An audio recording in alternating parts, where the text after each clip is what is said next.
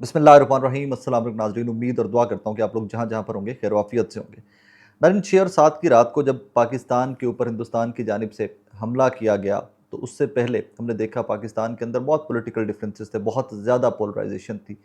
कम अज़ कम मैंने तो अपनी ज़िंदगी में इतनी पोलराइजेशन नहीं देखी हुई थी, लेकिन बहुत ही ज़्यादा थी।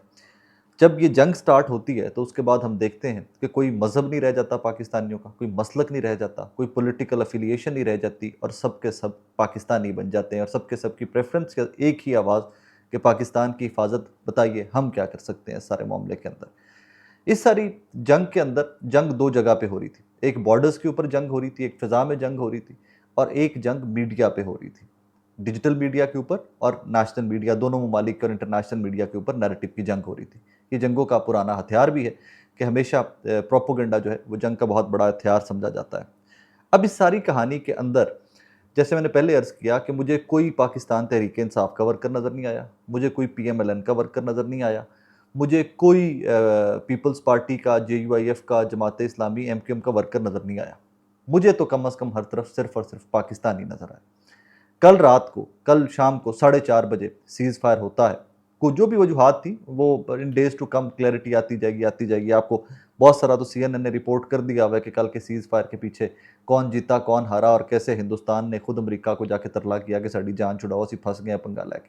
वो डेज़ टू कम बड़े रिसर्च पेपर्स आएँगे इसके ऊपर, कॉज़ राफ़ेल गिरे हैं, एस-400 उड़ा है, तो इसके ऊपर भी बड़ी रिसर्च होनी है। अभी तो चाइनीज़ मार्केट जो आर्म्स की मार्केट थी उसके अंदर चाइना जो एट वंस एक वर्ल्ड लीडर बन के उठा है, अभी इसके ऊपर बहुत काम होगा, बड़ी खबरें आएँगी, आप देखिएगा। इन डेज़ टू कम रोज़ शर्मिंदगी जो है हिंदुस्तान की इंशाल्लाह वो बढ़ती जाएगी। वापिस आते हैं पाकिस्तान की पॉलिटिक्स के ऊपर। जैसे मैंने पहले अर्ज़ किया कि सब के सब हम मुत्तहिद थे, मुझे कोई निफ़ाक़ कहीं पर एक जगह के ऊपर एक ट्वीट भी या एक व्लॉग भी मुझे कहीं पर निफ़ाक़ का नज़र नहीं आया। 99.99.99.99% लोग सब के सब बॉर्डर्स के ऊपर पाकिस्तान की अफ़वाज के लिए दुआ कर रहे थे और घर में बैठे जो थे वो डिजिटल मीडिया के ऊपर, ट्विटर के ऊपर, एक्स के ऊपर, यूट्यूब, फेसबुक के ऊपर हिंदुस्तान के प्रोपेगेंडा को अनडू कर रहे थे और एक्सपोज़ कर रहे थे। इसी तरह नेशनल मीडिया ने भी पाकिस्तान के बड़ा रिस्पॉन्सिबल बिहेवियर था इनका भी। हम सब ने भी बड़ा ज़िम्मेदारी से, for the first time I would be very honest, for the first time बड़ा रीज़नेबली हमने रिस्पॉन्सिबली बिहेव किया। 4:30 बजे कल सीज़ फायर होता है, तो एट वंस वही पुरानी बकवास, वही जो ज़ख्म थे उनको ताज़ा करना और उनको कुरेदना स्टार्ट कर दिया गया। ये स्टार्ट किनकी जानिब से किया है और इसका नुकसान किस कदर है, इस ब्लॉग के अंदर इसके ऊपर थोड़ी-सी बात करते हैं। कल सीज़ फायर होता है तो एक ट्वीट आता है मेरे सामने, ये बहुत सारे व्हाट्सएप ग्रुप्स के अंदर भी ट्वीट आया और वो अंडर डिस्कशन था।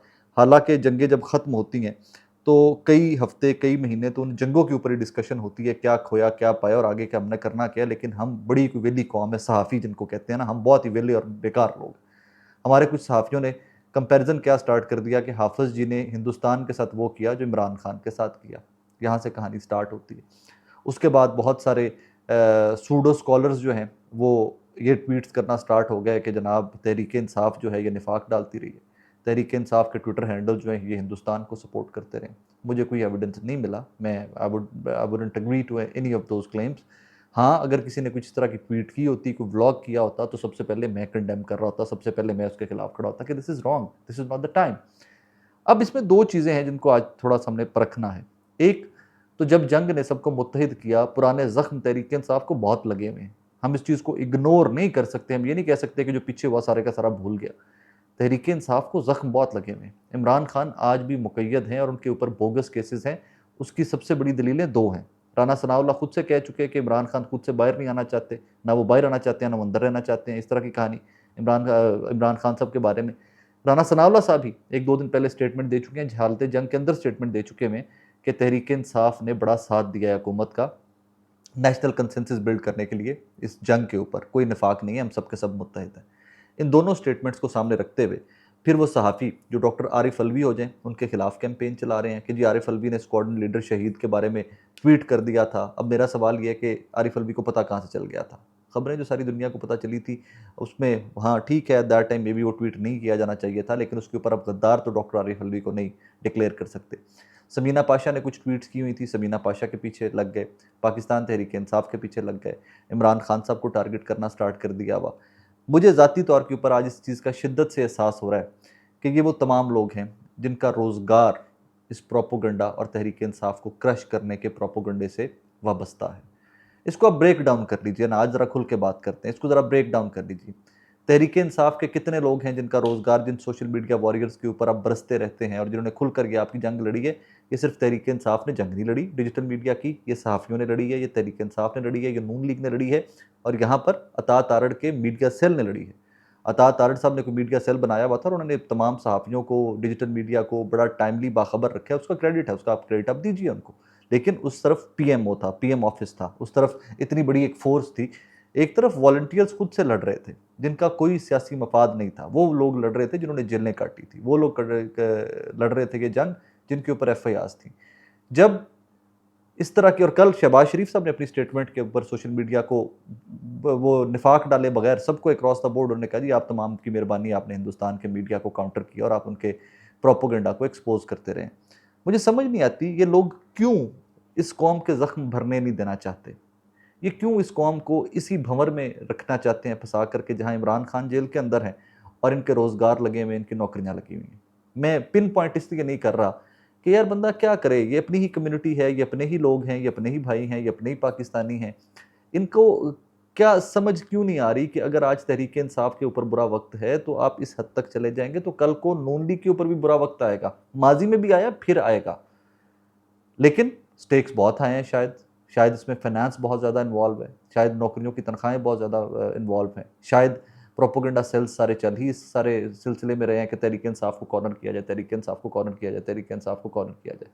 क्यों तहरीक इंसाफ को कॉर्नर किया जाए? बैरिस्टर गौर की एक स्टेटमेंट है, मुझे उस टाइम के ऊपर, वो भी तो आज दोपहर की स्टेटमेंट है कि अगर इंडिया के खिलाफ सीज़ फायर हो सकता है तो पाकिस्तान तहरीक इंसाफ के खिलाफ सियासी सीज़ फायर नहीं हो सकता। ये बज़ाहिर आपको देखने को एक सियासी जमात का चेयरमैन है, चलें बेशक आप बैरिस्टर गौर को कोई भी बंदा बहुत सीरियस ना लेता हो when it comes to the chairman वाला डेजिग्नेशन के ऊपर, बट एक सियासतदान तो है यार। इस एक बयान के अंदर आपको मुल्क की हालत की वो डिपिक्शन नज़र नहीं आती? क्या आप सब अपना अक्स नहीं देखते इस एक बयान के अंदर कि हम सब इकट्ठे हैं, पूरी की पूरी कौम मुत्तहिद है, लेकिन तहरीक इंसाफ को सिंगल आउट जैसे ही कल सीज़ फायर हुआ, जैसे ही हिंदुस्तान से टारगेट हटा, कुछ बेशरम और कुछ वो लोग कि जिनका रोज़गार शायद सिर्फ तहरीक इंसाफ के नाम से वाबस्ता है, चढ़ दौड़े उसके ऊपर। मैं कभी उस बंदे को डिफेंड नहीं करूंगा कि जो इस क्राइसिस के टाइम के ऊपर फोर्सेस के खिलाफ, गवर्नमेंट के खिलाफ, पाकिस्तान के खिलाफ और पीटीआई के खिलाफ या नून लीग या किसी और सियासी जमात के खिलाफ खड़ा हो। ये सियासी जमातों का तो टाइम ही नहीं था, ये तो कौम का टाइम था। 25 करोड़ फौजी थे हम कल शाम तक 4:30 बजे तक। हम आइंदा फिर जब भी कोई इस तरह की वायलेशन आएगी, पीस वायलेशन, पीस को ख़राब करने के लिए हिंदुस्तान कोई भी हरकत करेगा, हम फिर सबके सब इकट्ठे होंगे।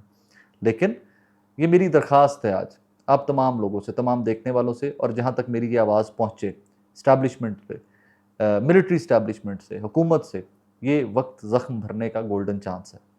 प्लीज़ खुदारा इस कौम के ज़ख्मों के ऊपर मरहम रखिए। हमें अल्लाह ने बड़ा मौका अता किया है, वो फिर शर्म खैर होती है किसी ना किसी तरह से, और वो शर्म खैर ये है कि प्लीज़ इग्नोर कीजिए इन तमाम लोगों को कि जो छोटी छोटी मिसअंडरस्टैंडिंग्स को हाईलाइट करके इस मुल्क के अंदर निफाक को बढ़ाना चाहते हैं। हम मुतहम्मिल नहीं हो सकते, हम एक जंग से निकल रहे हैं, हमें इंटरनल वॉर्स में इंगेज नहीं करना चाहिए। हम पहले 3 एक साल इस इंटरनल वॉर के, पॉलिटिकल वॉर के अंदर इंगेज रहे, हम कहीं नहीं पहुँचे। बिलियंस ऑफ डॉलर्स आएंगे, फलां आ जाएगा, रातों रात कुछ भी नहीं हुआ, हमने कुछ भी नहीं गेन किया 3.5 साल के अंदर, हमने सिर्फ लॉसेस किए हैं इस कौम ने। अब हम फर्दर लॉसेस नहीं कर सकते, we can not do that. So please don't listen to those people कि जो निफाक की बात करते हैं, जो विक्टिमाइजेशन की बात करते हैं, जो तहरीक इंसाफ को इस टाइम के ऊपर सिंगल आउट कर रहे हैं जिस बिकॉज कि वो अपोजिशन में है। इमरान खान साहब जेल के अंदर हैं, मुकैद हैं, और आज तहरीक इंसाफ अपोजिशन में है। Please don't single out, please don't victimise them. वक्त बदलेगा, मुझ जैसे लोग कल खड़े हुए आपके लिए भी शोर मचा रहे होंगे। आपने पहले ही तहरीक इंसाफ के साथ और उनके लोगों के, उनके वोटर सपोर्टर के साथ जो 3-3.5 साल में कर छोड़ा है, छोड़ दीजिए। अगर आपने कुछ करना ही है, अगर आपने किसी के खिलाफ कैंपेन चलानी है और अगर आपका वो कीड़ा नहीं बैठने दे रहा आपको, तो मैं आपको बताता हूँ कि इनके खिलाफ कैंपेन चलाइए। कैंपेन उन लोगों के खिलाफ चलाइए कि जो इस जंग के अंदर, जब 25 करोड़ पाकिस्तानी और 125 करोड़ हिंदुस्तानी स्टेक पे ये खित्ता लगा हुआ था, तो जो लोग बिल्कुल खामोश रहे हैं, जो बहुत बड़े बड़े सियासतदान हैं, उनकी तो एक तरफ से एक ट्वीट नहीं आया, मियां नवाज शरीफ साहब की तरफ से तो एक ट्वीट भी नहीं आया, आप लोगों में से किसी ने कॉल आउट ही नहीं किया। आप लोगों में से किसी बंदे ने नहीं पूछा कि जनाब क्यों मियां नवाज शरीफ साहब इतने खामोश हैं। किसी बंदे ने, वो तमाम सियासतदान जिन्होंने मोदी का नाम, हिंदुस्तान का नाम नहीं लिया, आप में से किसी बंदे ने उनके बारे में बात ही नहीं की। अब चढ़ दौड़े तहरीक इंसाफ के ऊपर। आपने क्यों जो पाकिस्तान के सबसे बड़े यूट्यूबर, टिकटॉकर और डिजिटल मीडिया के इन्फ्लुएंसर है वो जन्नत मिर्ज़ा क्या खातून का नाम है, वहाँ से शुरू कर लो। एक वो डकी भाई है फ़नी सा, एक वो रजब भट्ट है, वो टिकटॉक के ऊपर इतने बड़े-बड़े अकाउंट हैं, यूट्यूब के ऊपर इतने बड़े-बड़े अकाउंट हैं। करोड़ों रुपया ये पाकिस्तान की ऑडियंस से कमा रहे हैं, इस मुल्क के अंदर रहते हैं, स्टारडम एन्जॉय कर रहे हैं। मुल्क के ऊपर बुरा वक़्त आया, अपने चंद लाख, चंद करोड़ रुपए के लिए जो हिंदुस्तान की इनकी व्यूअरशिप थी, उनके लिए इनकी ज़ुबानें जल गई थी। इनके कीड़े पड़ गए थे इनकी जुबानों के अंदर। उनके बारे में बात करो, क्रिटिसाइज करो, कॉल देम आउट। मैं कभी भी किसी के मुखालिफ इस हद तक जाने का कायल नहीं हूं, लेकिन बेशरम तो वो लोग हैं। हम हालते जंग में थे, पूरा पाकिस्तान हालते जंग में था, हम पे जंग मुसल्लत कर दी गई थी, 2 एटॉमिक पावर्स एट वॉर थी। आप सबके सब अपने चंद लाख, चंद करोड़, अपने चंद व्यूज, अपने चंद लोगों के लिए हिंदुस्तान में जो आपकी व्यूअरशिप मौजूद है, आप सबके सब खामोश हो गए। आपको अल्लाह ने इतना बड़ा मौका दिया, इतना बड़ा मौका दिया कि बताओ तुम तारीख में किस तरफ याद रखे जाना चाहते हो, लेकिन परवाह को नहीं थी। सब खामोश, मर गए, जैसे जिस तरह बाकायदा मौत वाक़ई हो जाती है। मौत वाक़ई होगी और आज जंग कल रुकी है, आज से इनके घटिया घटिया फैमिलीज़ के ख़वातीन को एक्सपोज़ करने वाले अपनी और उनके ला के पर्सनल लाइव्स अपनी जो ये सारे के सारे यूट्यूब पे डाल देंगे। फिर उसके बाद इनके ऊपर इन्होंने बड़ी तबाही उतारी है इन यूट्यूबर्स के ऊपर। आज मुझे कहने की इजाज़त दीजिए, मैं कभी भी पर्सनल एक्ट्स के ऊपर तनकीद नहीं करता, लेकिन तुम लोग चढ़ दौड़ते हो तहरीक इंसाफ की एक ट्वीट के पीछे। तहरीक इंसाफ की कोई मिसअंडरस्टैंडिंग भी कहीं पर हो जाए, मार्जिन ही नहीं देना किसी बंदे ने, मार दो, गिरफ्तार कर लो, ये गद्दार है। तुम होते ही कौन हो गद्दारी का फतवा देने वाले यार? मेरे पास किसी आप में से किसी के पास कोई गद्दारी का फतवा देने की ताकत ही नहीं है भाई, अक्ल ही नहीं है हमके डिफाइन भी कर सके कौन गद्दार है और कौन नहीं है इस मुल्क के अंदर। मैं अपने इस एक बिलीव के ऊपर बड़ा फर्म हूं, जो बंदा इस मुल्क में पैदा हुआ है, जिसने यहां पर जिसकी परवरिश हुई है, वो गद्दार नहीं हो सकता। मुलजिम हो सकता है, मुजरिम हो सकता है, गलतियां कोताहियां कर सकता है, जुर्म कर सकता है, गलतियां कर सकता है, मुल्क का, कौम का गद्दार नहीं हो सकता। तारीख में हुए हैं मीर जाफ़र, मीर सादिक, मुसलमानों ही की तारीख में हुए हैं, मुसलमान रियासतों में ही हुए हैं। लेकिन मेरा ईमान है, मेरे उस ईमान के ऊपर बड़ा कायम हूं कि कोई भी पाकिस्तानी इस कौम से, इस मुल्क से गद्दार नहीं हो सकता। गलतियां कोताहियां ज़रूर कर सकता। वो मैं भी गलतियों का पुतला हूँ, हर इंसान गलतियों कोताहियां का पुतला है। अगर आपको कोई बड़ा कीड़ा है ना कि लोगों के ऊपर क्रिटिसाइज करने का, कैंपेन्स चलाने का, चढ़ दौड़ने का, तो इन बेशर्मों के खिलाफ चढ़ दौड़िए, बेगैरत यूट्यूबर्स के और टिकटॉकर्स के खिलाफ चढ़ दौड़िए, कि जो अपने माओ बहनों बेटियों के मुजरे तो अपलोड करते हैं यूट्यूब के ऊपर और टिकटॉक के ऊपर, जब उनकी मादरे वतन के ऊपर अटैक होता है, जब हिंदुस्तान मिसाइल और जहाज़ लेके चढ़ दौड़ता है हम पे, तो उन बेशर्मों की ज़ुबानें नहीं खुली। अल्लाह का वास्ता है, उनको अटैक करो, उनको हाईलाइट करो, लोगों को बताओ कि हमारे साथ क्या होते होते रह गया है और हम ये खित्ता कितने बड़े कॉन्फ्लिक्ट से, कितनी बड़ी जंग से बचा है। तहरीक इंसाफ तो हथ चुको। अगर आप चाहते हो कि इस रीजन के अंदर अगर जंग से जान छूटी है तो कोई पॉलिटिकल स्टेबिलिटी भी आए, तो जख्मों के ऊपर नमक छिड़कने की बजाय जख्मों के ऊपर मरहम रखो। लेकिन मुझे एक खौफ है, मैं जाते जाते आपकी कोश खिदमत में वो भी कोश गुजार कर जाऊँ। मुझे खौफ ये है कि ये बेगैरत लोग इस कौम के ज़ख्मों के ऊपर नमक ही छिड़केंगे, मरहम नहीं रखने देंगे। उसकी वजह ये है कि इन बेगैरतों का सबका रोज़गार नमक छिड़कने से वाबस्ता है। तहरीक इंसाफ बाहर आ जाए, हालात नॉर्मल हो जाएँ, इमरान खान बाहर आ जाए, तहरीक इंसाफ के पॉलिटिकल नॉर्मलाइजेशन आ जाए इस खित्ते के अंदर, इस मुल्क के अंदर, तो इनकी नौकरियाँ जाती हैं और इनका दीन, मज़हब, हर चीज़, इनका रोज़गार और रिज़्क है। पता नहीं है कितने ईमान के कमज़ोर लोग हैं कि जिनको पता ही नहीं कि राज़िक तो अल्लाह की ज़ात बैठी हुई है। पहले मैं कहता था कि ठीक है, ये नज़रियाती लोग हो सकते हैं ये।